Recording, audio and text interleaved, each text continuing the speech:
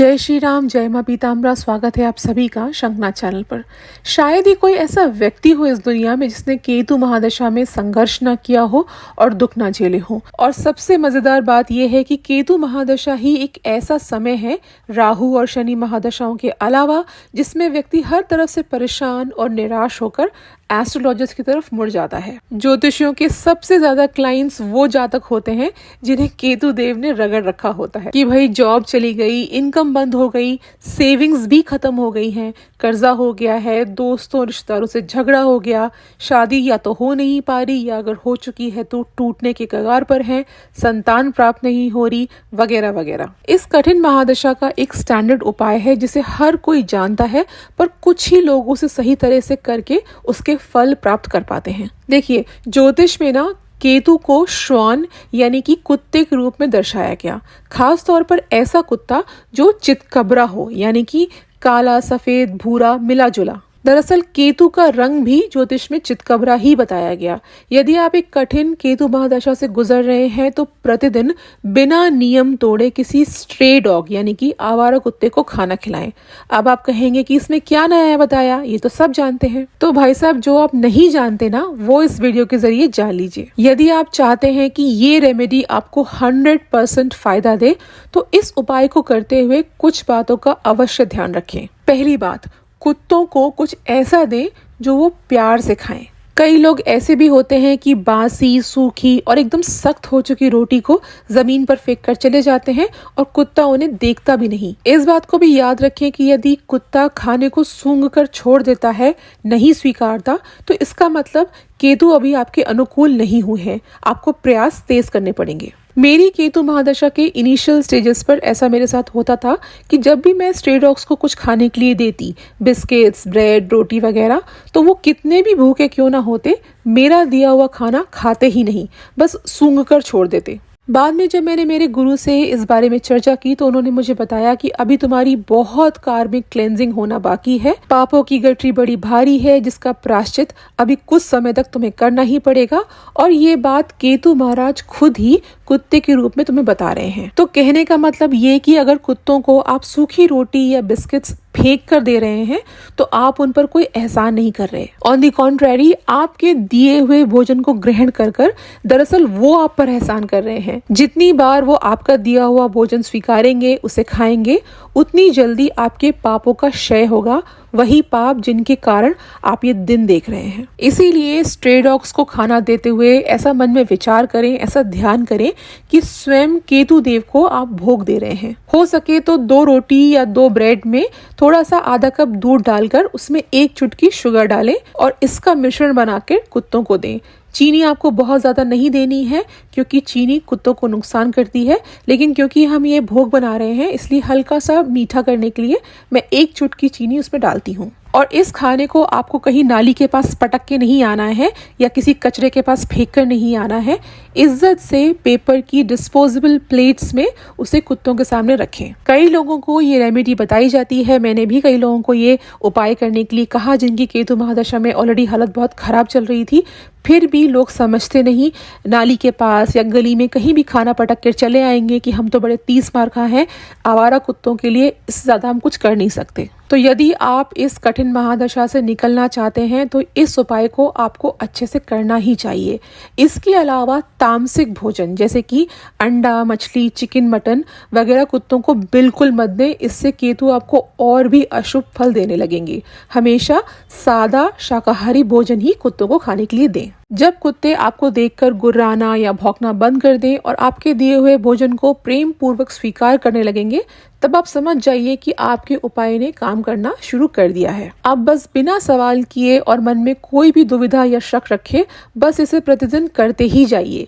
धीरे धीरे आपकी कंडीशंस बेटर होने लगेंगी। एक बड़ी क्रूशल बात और है जिसे मैं यहाँ पर शेयर करना चाहूंगी, और वो ये कि हर ग्रह का ना एक समय निर्धारित किया गया है ज्योतिष में जब उसके प्रभाव अपने चरम पर होते हैं। जैसे सूर्य, गुरु और शुक्र दिन के समय बलि होते हैं, वहीं चंद्रमा, मंगल और शनि रात्रि में बलि माने गए। कहने का मतलब ये कि जिस समय ये ग्रह सर्वाधिक एक्टिव हो उसी समय यदि हम मंत्र, ध्यान, उपाय या रत्न धारण वगैरह करने की विधि करते हैं तो इससे मैक्सिमम रिजल्ट्स प्राप्त होते हैं। बुध को हालांकि बालक ग्रह माना गया, जो कि दिन और रात दोनों समय ही अपने पूर्ण प्रभाव देता है।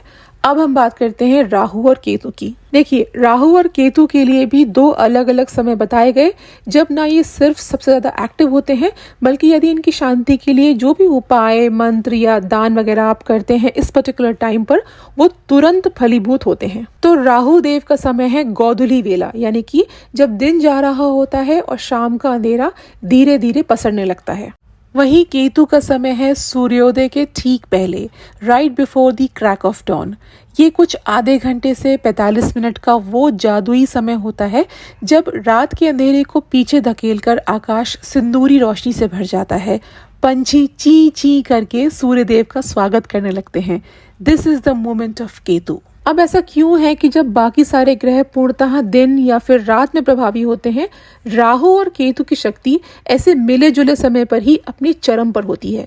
देखिए, इसके पीछे ना एक दिलचस्प किस्सा है जिसे आप यदि जानना चाहते हैं तो मुझे कमेंट्स में बताइए। तो दर्शकों, मेरी इस टिप को आप गांठ बांध लीजिए कि केतु का कोई भी उपाय यदि आप सूर्योदय के थोड़े से पहले वाले टाइम पर करेंगे तो आपके काम बहुत जल्दी बनेंगे as compare to doing them at any other time of the day. और बात सिर्फ मिले जुले समय के साथ ही खत्म नहीं होती। यदि आपने गौर किया हो तो राहु केतु की पूजा या दान में हमेशा मिले जुले रंग की, यानी कि चितकबरी या सिलेटी वस्तुएं ही प्रयोग की जाती हैं।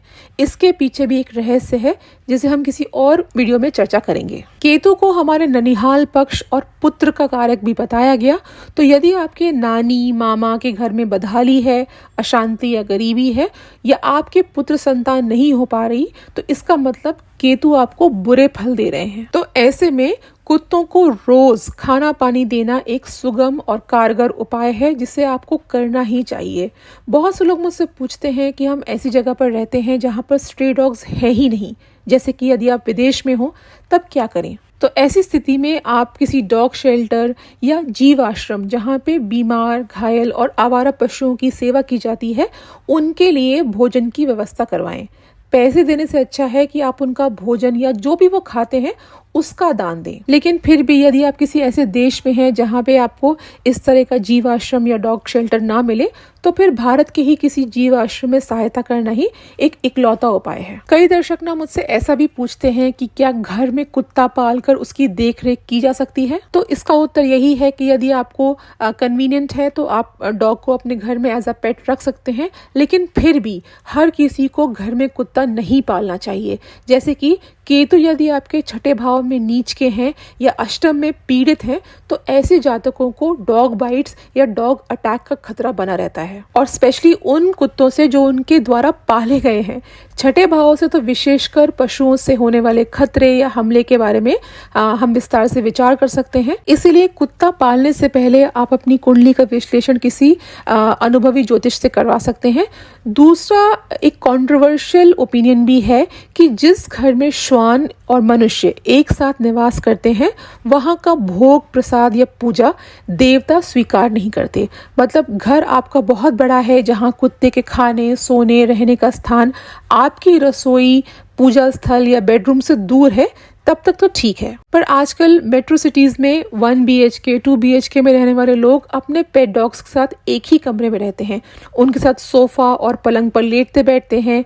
कुत्ते का रसोई और पूजा स्थल पर भी आना जाना लगा रहता है। हर कोने में, हर चीज पर डॉग हेयर उनके बिखरे हुए मिलते हैं। तो जब घर की रसोई और मंदिर यदि अशुद्ध होंगे तो जातक को दोष लगेगा ही। तो इससे अच्छा है कि आप बेसहारा और आवारा कुत्तों की सेवा करें। इससे आपको कोई दोष भी नहीं लगेगा और पुण्य भी पूरा प्राप्त होगा। और वैसे भी पेट डॉग्स के मुकाबले हमारे प्यार और भोजन की आवश्यकता इन आवारा कुत्तों को ज्यादा है। वीडियो को देखते देखते अगर आप यहाँ तक आ गए हैं तो इसका मतलब है कि या तो आप ज्योतिष में रुचि रखते हैं या आप केतु महादशा में संघर्ष कर रहे हैं। तो आपसे एक रिक्वेस्ट है कि मेरे चैनल को सपोर्ट करें, क्योंकि देखिए यूट्यूब की जो एल्गोरिदम है वो हमारे जैसे छोटे मोटे एस्ट्रोलॉजी और धर्म के जो चैनल होते हैं उन्हें सपोर्ट नहीं करती। और मेरे वीडियोस जो मैं बहुत मेहनत से बनाती हूँ, बहुत रिसर्च करके बनाती हूँ, वो भीड़ में खो जाते हैं। तो अगर आपको मेरा कंटेंट पसंद आता है और आप चाहते हैं कि मैं वीडियोस बनाती रहूं, तो मेरे चैनल को सब्सक्राइब ज़रूर करें। इससे मुझे बहुत मोटिवेशन मिलता है, जो मेरा अल्टीमेट रिवॉर्ड है। आप शंखनाद चैनल को फाइनेंशियली भी सपोर्ट कर सकते हैं। जीपे नंबर स्क्रीन पर और डिस्क्रिप्शन बॉक्स में दिया गया है। देखिए, चितकबरे कुत्ते की सेवा से केतु शांत होते हैं, वहीं सिलेटी या काले सफेद मिक्स रंग के कुत्तों की सेवा से राहु शांत होते हैं। और यदि आप एकदम काले कुत्ते को भोजन देते हैं, उसकी सेवा करते हैं, तो शनि महाराज आप पर कृपा करेंगे। हमारे सनातन धर्म में कुत्तों को भैरव की सवारी भी माना गया। इसलिए आप देखिए कि बस एक जीव की सेवा से कितने लाभ मिल रहे हैं और कितने ग्रह शांत हो रहे हैं। तो यदि आपकी केतु की महादशा चल रही है, तो जो टिप्स मैंने बताए हैं उन्हें ध्यान में रखकर प्रतिदिन श्वान की सेवा करें और संयम रखें। धीरे धीरे आपके बिगड़े काम बनने लगेंगे। केतु महादशा पर मेरी बाकी वीडियोस को भी जरूर चेक करें।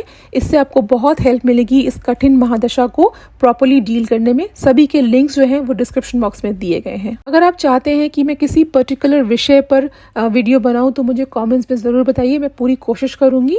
और मिलती हूँ आपसे अगले वीडियो में। तब तक के लिए जय श्री राम, जय मां पीताम्बरा।